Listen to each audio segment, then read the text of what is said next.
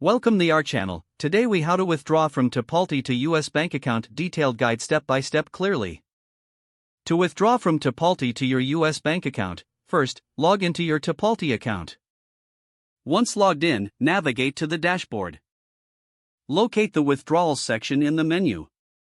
Click on the withdraw option. You will see a list of available withdrawal methods.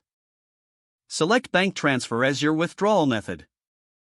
Ensure your bank details are correctly entered in the system. If you haven't added your bank information, click on Add Bank Account. Fill in the required field, double-check to ensure all information is accurate. After confirming your bank details, return to the Withdrawals section. Choose the amount you wish to withdraw.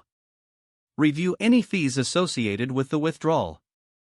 Once satisfied, click the Submit button to initiate your transfer. You will receive a confirmation message indicating your withdrawal request has been submitted. Keep an eye on your email for updates regarding your transaction status. Funds may take a few business days to appear in your bank account. If you encounter any issues, refer to the Tipalti support section for assistance. Follow up on your withdrawal progress until the funds are successfully deposited. If the page does not load, refresh the browser or try again in a private or incognito window. Make sure you are using the correct email address, then retype it carefully to avoid small typos. If your password is not accepted, use the reset option and create a new strong password you can remember. Check your spam folder for verification or security emails, then complete any requested confirmation steps.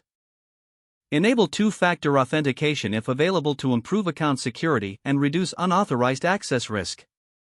After signing in, review your profile details so your contact information and settings are accurate and current. If you see an error message, note it down and try again after restarting your device and internet connection.